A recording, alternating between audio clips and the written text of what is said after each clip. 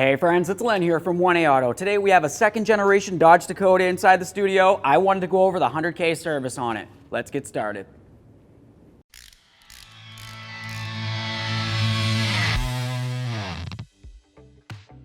Now for this video, we're just going to try to make it short and sweet. So we're going to start off with just the things that you need to replace approximately every 100,000 miles. We're going to start with the spark plugs. Your spark plugs on this particular truck should be iridium spark plugs. These are going to be worn approximately every 100,000 miles. Typically they'll last about that amount of time. Sometimes you might happen to notice a runnability issue prior to that.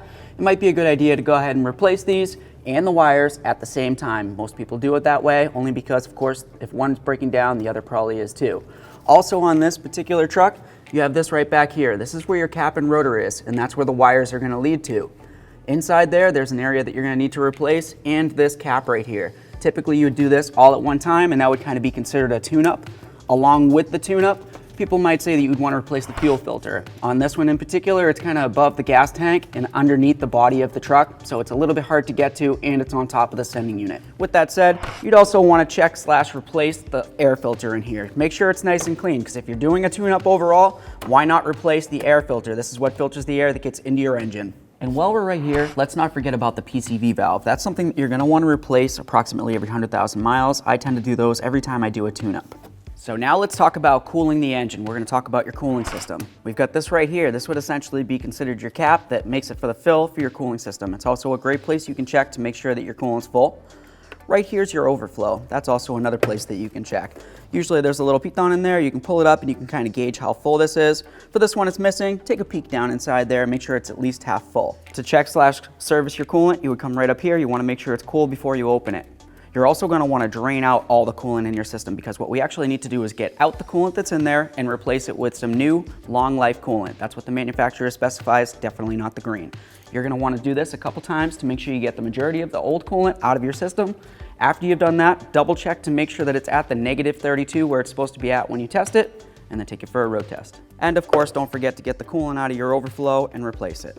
Now, just as a small disclaimer, we have the two-wheel drive manual transmission version of this Dakota. So if you had the automatic transmission, that's something that you would want to service at approximately 100 to 120,000 miles on this. 120,000 miles is kind of a long time. 100,000 miles, in my opinion, is still a long time.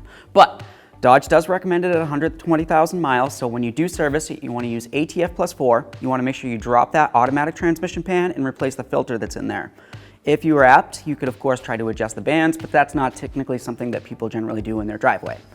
Other than that, go ahead and put the pan back up there and make sure you fill it up with the proper fluid, which, like I said, is ATF+4. While we're talking about the Driveline system, it really only makes sense to make sure that you're up to date on your Driveline maintenance. What I mean by that is if you have a four-wheel drive, you want to make sure that you're up to date on your front differential, your transfer case, and your rear differential. If it's a two-wheel drive like this, well, make sure you're up to date on your rear differential service. All right, so that's what I've got for things that are due every 100,000 miles on this truck, but there are other things underneath the hood that you need to pay attention to. I'm sure you've been keeping up with your maintenance, so of course you've been keeping up with that oil change. But some things that people don't think about is if you have a manual transmission, have you replace the fluid inside your reservoir here.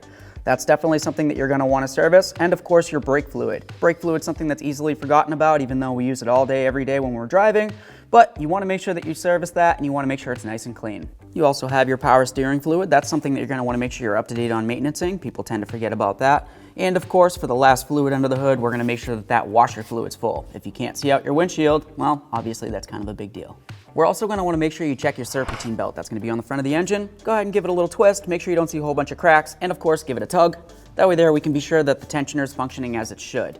While we're over here, why not just take a peek at all of our hoses? You want to make sure that they're in good condition, they're not dry and brittle anywhere, and they're definitely not leaking, especially at one of their connection points. It's always a great idea to make sure you go ahead and check your battery voltage. You can do that with something as simple as a multimeter, and you want to set that so it's at DC voltage. Make sure you're at approximately 12 volts, if not 12.4. If you're below that in the 11s or even 10s, well then you probably need to service/replace your battery. We also want to make sure we check our fuses. Go ahead and lift this up. I usually just take a peek under here and make sure I don't see any funny colors and make sure everything looks like it's in good condition. Make sure it's closed back up. Something else that we're going to want to do is make sure we take a look at our tires. We want to make sure that they're set to the proper tire pressure, which is 35. You can do that right here. And you also want to check the condition of the tires. Look inside the treaded area and see if you see a whole bunch of dry rot like what we have along here. If you see a lot of dry rot, that's obviously not a good sign. Theoretically, if it extends more than a couple inches in any direction, then you know that's probably an issue. If you find a penny, pick it up and go ahead and measure with Lincoln's head to see how deep the tread pattern is. Typically, if you can go from the edge of the penny to at least Lincoln's head, that's 2/32 of an inch, which really isn't very much, but the further up you go, the better the tire is. Overall, this tire is in pretty poor condition. Talking about the tread, you want to make sure that it's nice and smooth. If it seems as though they're feathering or chopping, it's going to be time for a tire rotation. Typically, you'd want to do that. You'd want to go straight from the rear to the front and then crisscross the front to the rear. Now it's going to be time to check the front end. Typically, you're going to want to do that by putting a jack underneath the lower control arm, and then you come right out here, grab the tire at 3 and 9, give it a little shake side to side. If you feel any movement, it's probably due to either an inner or an outer tie rod or possibly a lower ball joint. Let's go up and down. If you feel any movement this way, it could be the upper ball joint, lower ball joint, or even maybe the wheel bearing, which on this two-wheel drive model is an adjustable wheel bearing. We don't only want to check for movement, you also want to check the condition of the boots to make sure they're not ripped like this. Check them all. We're also going to check all of our bushings. We've got sway bar bushings up here, and of course you have motor mounts up along the sides of your engine. You want to make sure that those are all in good condition and not dry or cracked. Take a look at your coil spring and your shocks. Make sure they don't look like this. This one's definitely leaking. Make sure you check your rear shocks and leaf springs. Give it an overall check over for leaks going down your entire driveline. Speaking of your driveline, don't forget about your U-joints. Give those a nice wiggle. You got it on the front and the rear of the drive shaft here. I always like to take a good hard look at my exhaust and make sure I don't have any leaks. The exhaust is going to go from both manifolds on your engine all the way down the entire length of your vehicle, and there might be some seams along the way. So make sure you check all the areas where it looks like there's moisture. Make sure you look for black soot in any areas. If you see black soot, it's probably a leak. Let's thoroughly inspect our e-brake cables. Give them a nice little tug. Typically you can hear them functioning. Go ahead and take a peek at your brake lines. And when I say that, I mean all of your brake lines. Since we're talking about brakes, it couldn't hurt to take a peek at what we've got in the front. Typically you can do that either through the wheel on the outside and of course from the inside here. You can see the caliper, you can see your brake pad right in there. You can also see the condition of the braking surface of the rotor. This one obviously doesn't look very good. In the rear, you're gonna have what's called drum brakes, and that's something that you're gonna have to check by removing the wheel and the drum itself so you can look at the shoes. Obviously, you want to get inside your vehicle and we're going to check all of our lights. You want to make sure you've got headlights, high beams, all of your directionals. Look in the back, make sure you've got your brake lights, your reverse lights, and of course those plate lights. While we're in here, why not check the wiper blade operation? Make sure that these work well, because if you can't see out your windshield while you're driving, that's going to definitely be an issue.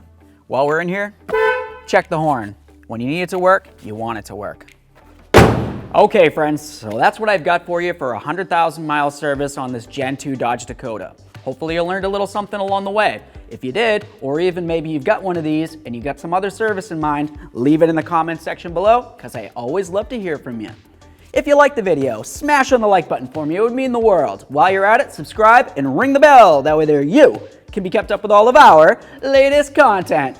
Thanks.